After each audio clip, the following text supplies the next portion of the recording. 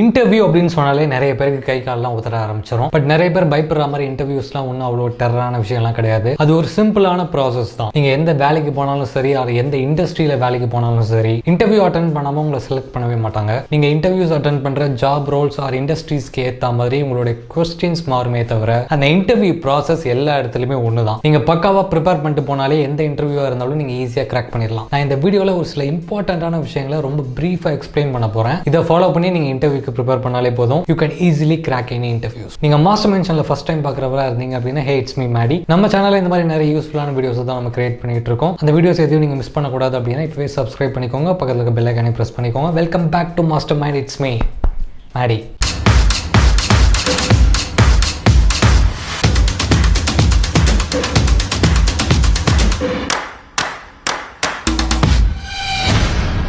நீங்கள் எந்த ஒரு இன்டர்வியூக்கும் போகிறதுக்கு முன்னாடி ஃபர்ஸ்ட் பண்ண வேண்டிய ரொம்ப முக்கியமான ஒரு விஷயம், நீங்கள் இன்டர்வியூக்கு போகிற கம்பெனியை பற்றி நல்லா தெரிஞ்சுக்கணும். அந்த கம்பெனியோட பேக்ரவுண்ட் என்ன, அந்த கம்பெனிக்கு என்னென்ன மாதிரியான கிளைண்ட்ஸ் இருக்காங்க, அவங்களுடைய காம்படிட்டர்ஸ் யாரு, நீங்கள் அப்ளை பண்ணியிருக்கிற ஜாப் ரோல்ஸில் ஆர் நீங்கள் இன்டர்வியூக்கு போகிற இண்டஸ்ட்ரி ரிலேட்டடாக என்னென்ன மாதிரியான நியூ டெக்னாலஜிஸ் வந்திருக்கு, இதை பற்றியெல்லாம் நல்லா ரிசர்ச் பண்ணிட்டு போங்க. மேடி நான் இதெல்லாம் எங்கே போய் தேடுவேன் அப்படின்னு கேட்டிங்கன்னா, இருக்கவே இருக்கு கூகுள். நீங்கள் இன்டர்வியூக்கு போகிற கம்பெனியோட பேரை மட்டும் டைப் பண்ணி உங்களுக்கு அது கூட என்ன டீடைல்ஸ் வேணும் அப்படிங்கிறத கொடுத்தாலே அதுவே சொல்லிடும். மோரோவர் இன்டர்வியூஸில் வெறும் இன்டர்வியூவர் மட்டும் தான் உங்களுக்கு கேள்வி கேட்கணும்னு அவசியம் இல்லை. ஆஸ் அ கேண்டிடேட்டா நீங்களும் ஒரு சில கொஸ்டின்ஸை இன்டர்வியூவர் கிட்ட கேட்கலாம், அவங்க கம்பெனி ரிலேட்டடா. இந்த மாதிரி நீங்க பண்ணும்போது ஓகே இந்த கேண்டிடேட் வந்து நம்மளுடைய கம்பெனில ரொம்ப இன்ட்ரெஸ்டடா இருக்காரு, ப்ராப்பரா ஒரு ரிசர்ச் பண்ணிட்டு தான் இன்டர்வியூக்கே வந்திருக்காரு அப்படிங்கிற மாதிரியான ஒரு இம்ப்ரெஷன் வந்து கிரியேட் ஆகும். நெக்ஸ்ட் ரொம்ப முக்கியமான ஒரு ஸ்டெப், இன்டர்வியூக்கு ஆன் டைமுக்கு போகக்கூடாது. என்ன மாதிரி சொல்றேன் அப்படின்னு ஷாக் ஆகாதீங்க. என்ன பொறுத்த வரைக்கும் on time is late. For example இப்போ நான் நெக்ஸ்ட் சொல்ல போற விஷயத்தை நிறைய பேர் உங்களுடைய லைஃப்ல எக்ஸ்பீரியன்ஸ் பண்ணியிருப்பீங்க. ஒரு நல்ல நாள்லயோ ஒரு நல்ல விஷயத்துக்கு போகும்போதோ, ரொம்ப முக்கியமான ஒரு வேலைக்காக போகும்போதோ, அன்னைக்குன்னு பார்த்து ஏகப்பட்ட நெகட்டிவான விஷயங்கள் நடக்கும், அடுத்தடுத்து தடங்களாக நடக்கும். அன்னைக்குன்னு பார்த்து நீங்க எதிர்பார்த்து வெயிட் பண்ணிட்டு இருக்கிற பஸ் வராது, டிராஃபிக் ஜாம் ஆகலாம், உங்களுடைய ட்ரெஸ் ஆர் லுக் வந்து ஸ்பாயில் ஆகலாம். இப்படி ஏகப்பட்ட விஷயங்கள் நெகட்டிவா நடக்கிறதுக்கான ப்ராபபிலிட்டிஸ் அதிகமாக இருக்கு. ஸோ உங்க இன்டர்வியூ நடக்கிற இடத்த அட்லீஸ்ட் ஒரு ½ அன் ஹவருக்கு முன்னாடியாவது போய் ரீச் ஆகிற மாதிரி நீங்க பார்த்துக்கோங்க. ஸோ தட் நான் முன்னாடி சொன்ன மாதிரியான எக்ஸ்டர்னல் ஃபேக்டர்ஸ் ஏதாவது அஃபெக்ட் ஆனால் அதை உங்களால் சமாளிக்க முடியும். உங்களுடைய ட்ரெஸ் அண்ட் லுக்ஸை வந்து நீங்க சரி பண்ணிக்கலாம், உங்களுடைய மைண்டை ரிலாக்ஸ் பண்ணி ஒரு காமான ஸ்டேட்டுக்கு கொண்டு வரலாம். நீங்க பண்ற இந்த ஸ்மால் ஸ்டெப் மூலமா உங்களுடைய இன்டர்வியூ ப்ராசஸ் ஸ்மூத்தா போகும். நெக்ஸ்ட் நான் சொல்ல போறது ஒரு சைக்காலஜிக்கல் ட்ரிக். நீங்க இன்டர்வியூ நடக்கிற ரூம்குள்ள என்டர் ஆகுறீங்கன்னு வச்சுப்போம். டேபிளுக்கு அந்த பக்கம் இன்டர்வியூவர் உட்கார்ந்துட்டு இருக்காரு, இந்த பக்கம் நீங்க உட்கார்றதுக்காக ஒரு சேர் ஒன்று போட்டு வச்சிருக்காங்க. ஒன்ஸ் நீங்க அந்த ரூம்குள்ள என்டர் ஆனதும் அவங்கள விஷ் பண்ணிட்டு sir or ma'am can I please take the சீட்னு கேட்டுட்டு அதுக்கப்புறம் தான் உட்காரணும். இதுக்கு பின்னாடி இருக்கிற சைக்காலஜி என்ன அப்படின்னா, நம்ம யாருக்கிட்டையாச்சும் போயிட்டு ஒரு ஹெல்ப் ஆர் ஃபேவரோ கேட்டோம் அப்படின்னா அவங்களுக்கு நம்மளை பிடிக்க ஆரம்பிச்சிடும். They will like us. இந்த ட்ரிக்கை இன்டர்வியூஸ்ல மட்டும் கிடையாது, உங்க லைஃப்ல ஏகப்பட்ட இடங்கள்ல நீங்க இம்ப்ளிமெண்ட் பண்ணலாம். ஒரு சிலருக்கு வந்து நம்மளை வந்து அவ்வளோ பிடிக்காது, சில டைம்ஸ் ஒரு சில மிஸ் அண்டர்ஸ்டாண்டிங்ஸ் இருக்கலாம். அந்த மாதிரியான பர்சன்ஸ் கிட்ட போயிட்டு உங்களுக்காக ஏதாவது ஒரு ஃபேவரோ ஆர் ஹெல்ப்போ செஞ்சு கொடுக்குற மாதிரி கேளுங்க. அவங்க அந்த மாதிரி பண்ணி கொடுத்தாங்க அப்படின்னா அவங்களுக்கு உங்க மேல ஒரு எம்பத்தி ஒன்று கிரியேட் ஆயிடும். Helping is an act of kindness. So அந்த பர்சனுக்கு உங்க மேல ஒரு சாஃப்ட் கார்னர் வந்துடும், உங்களை பிடிக்க ஆரம்பிச்சிடும். நெக்ஸ்ட் நீங்க எந்த இன்டர்வியூக்கு போனாலும் மேண்டட்டரியா கேட்கிற first question, please introduce yourself. நீங்க ஆல்ரெடி ஜாபுக்கு போய் ஒரு எக்ஸ்பீரியன்ஸ்டான ஒரு பர்சனா இருந்தீங்க அப்படின்னா உங்ககிட்ட சொல்றதுக்கு நிறைய விஷயங்கள் இருக்கும். பட் நீங்க ஒரு ஃப்ரெஷரா இருந்தீங்க அப்படின்னா உங்க பேரு, எந்த காலேஜ்ல படிச்சீங்க, எந்த ஊர், இதை தவிர உங்ககிட்ட சொல்றதுக்கு வேற எதுவுமே இருக்காது. ஸோ எல்லா இன்டர்வியூஸ்லயுமே மேண்டட்டரியா கேட்கிற இந்த கொஸ்டினுக்கு ஆன்சர் பண்ற மாதிரி நீங்க கண்டிப்பா ப்ரிப்பேர் பண்ணிட்டு போயே ஆகணும். உங்களுடைய இன்ட்ரோடக்ஷன் பார்ட்ல நீங்க அப்ளை பண்ணியிருக்கிற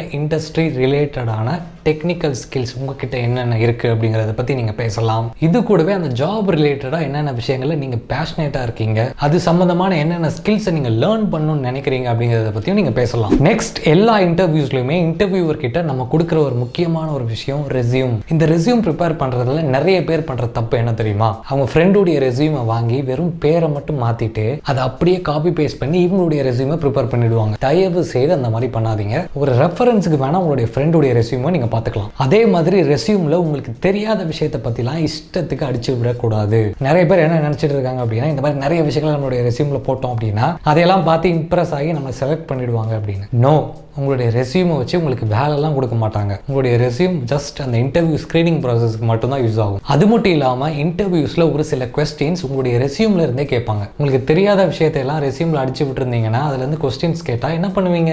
உண்மையிலே நீங்கள் வந்து உங்களுடைய டொமைன் சம்மந்தமாக ஏதாவது ஒரு அப்ஸ்கில்லிங் கோர்ஸ் ஏதாவது கம்ப்ளீட் பண்ணியிருந்தீங்க அப்படின்னா அதை வந்து உங்களுடைய ரெஸ்யூமில் நீங்கள் வந்து ஆட் பண்ணிக்கலாம். அது இன்டர்வியூவருக்கும் ஒரு நல்ல ஒரு இம்ப்ரெஷனை கிரியேட் பண்ணும். இந்த கேண்டிடேட்டுக்கு உண்மையிலேயே இந்த டொமைனில் வந்து இன்ட்ரெஸ்ட் இருக்குது அப்படிங்கிற மாதிரியான ஒரு நல்ல ஒரு பாசிட்டிவான இமேஜ் வந்து கிரியேட் ஆகும். நெக்ஸ்ட், இன்டர்வியூக்கு எப்படி ப்ரிப்பேர் பண்ணுறது, என்னென்ன கொஸ்டின்ஸ் கேட்பாங்க, எங்கே இருந்து கேட்பாங்க, எல்லாத்தையுமே படிக்கணுமா, இப்படி ஏகப்பட்ட டவுட்ஸ் உங்களுக்கு இருக்கலாம். I have a simple solution for you. நேராக கூகுளில் போயிட்டு நீங்கள் எந்த ஜாப் ரோலுக்கு அப்ளை பண்ணுறீங்களோ அதை டைப் பண்ணிவிட்டு அது பக்கத்துலேயே இன்டர்வியூ கொஸ்டின்ஸ்னு போட்டு சர்ச் பண்ணி பாருங்கள். ஒரு பெரிய லிஸ்ட்டே வரும். நீங்கள் எந்த இன்டர்வியூக்கு போனாலும் 80% ஆஃப் த கொஸ்டின்ஸ் இந்த லிஸ்ட்டில் இருந்தால் கேட்பாங்க. நான் உங்களுக்கு இன்னொரு ஆப்ஷனும் தரேன். prepinsta.com அப்படின்னு சொல்லிட்டு ஒரு வெப்சைட் ஒன்று இருக்கு. அந்த வெப்சைட்குள்ள போனீங்க அப்படின்னா எல்லா முக்கியமான MNCs, TCS, Infosys, Cognizant, Zoho இப்படி எல்லா கம்பெனிஸ்லயுமே அவங்களுடைய இன்டர்வியூஸ்ல என்ன ப்ரொசீஜர், இன்டர்வியூஸ்ல என்ன மாதிரியான கொஸ்டின்ஸ் கேட்பாங்க, ஆல்ரெடி அந்த கம்பெனிஸ்ல இன்டர்வியூ அட்டென்ட் பண்ணி செலக்ட் பண்ணவங்களுக்கு என்னென்ன மாதிரியான கொஸ்டின்ஸ் கேட்டாங்க,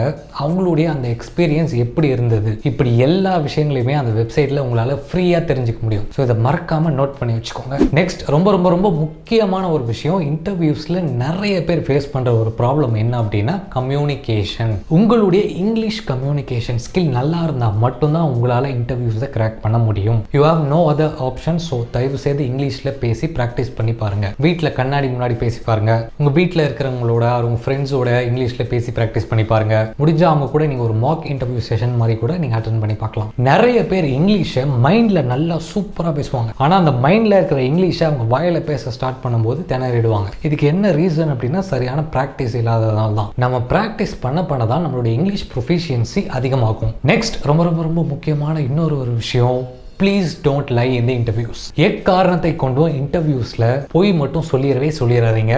இன்டர்வியூவர் உங்ககிட்ட ஒரு கொஸ்டின் ஒன்று கேட்கிறாருன்னு வச்சுப்போம். ஃபார் எக்ஸாம்பிள், உங்களுக்கு தெரியாத ஒரு விஷயத்தை பத்தி அதுல உங்களுக்கு நாலேஜ் இருக்கா அப்படின்னு கேட்கிறாரு. நீங்க உடனே பயந்துட்டு ஒருவேளை இது தெரிஞ்சாதான் நம்மளை இன்டர்வியூல செலக்ட் பண்ணுவாங்களோ அப்படின்னு நினைச்சிட்டு எஸ் எனக்கு தெரியும் அப்படின்ற மாதிரி போய் சொல்லிட்டீங்க அப்படின்னா ப்ராப்ளம் உங்களுக்கு தான். ஏன் அப்படின்னா அந்த இன்டர்வியூவர் அந்த கொஸ்டினோட அப்படியே விட்டுட்டார் அப்படின்னா பரவாயில்ல. பட் உங்களுக்கு அந்த விஷயத்துல எந்த அளவுக்கு நாலேஜ் இருக்கு அப்படிங்கிறத அவர் தெரிஞ்சுக்கிறதுக்காக கொஞ்சம் டீப்பா போயிட்டு அது சம்பந்தமா இன்னும் நிறைய கொஸ்டின்ஸ் கேட்க ஸ்டார்ட் பண்ணாருன்னா உங்களுக்கு ஆல்ரெடி அந்த விஷயத்துல நாலேஜ் இல்ல. சோ கண்டிப்பா தப்பா தான் ஆன்சர் பண்ணுவீங்க. உங்களை பத்தின ஒரு நெகட்டிவான இமேஜை இன்டர்வியூவருக்கு கிரியேட் பண்ணிட்டீங்க. இந்த கேண்டிடேட்டுக்கு நாலேஜ் இல்ல அப்படிங்கறத அவர் கண்டுபிடிச்சிருவார். இதுக்கு பதிலா இன்டர்வியூவர் கேட்கிற ஒரு விஷயம் உங்களுக்கு தெரியல அப்படின்னா, சாரி எனக்கு அந்த விஷயத்தை பத்தின நாலேஜ் இல்ல, இந்த ஜாப் ரோலுக்கு அது தேவைப்பட்டுச்சு அப்படின்னா அதை லேர்ன் பண்ணிக்க நான் ரெடியா இருக்கேன் அப்படின்னு சொல்லணும். நீங்க இந்த மாதிரி பண்ணும்போது இன்டர்வியூவருக்கு நீங்க வந்து ஒரு இன்டெகிரிட்டி இருக்கிற பர்சன், ஒரு நேர்மையான ஆள், அது மட்டும் இல்லாம லேர்னிங் மைண்ட் செட் இருக்கிற ஒரு பர்சனா தெரிவிங்க. நெக்ஸ்ட், எல்லா இன்டர்வியூஸ்லயுமே லாஸ்டா கேட்கிற ஒரு question, do you have any questions?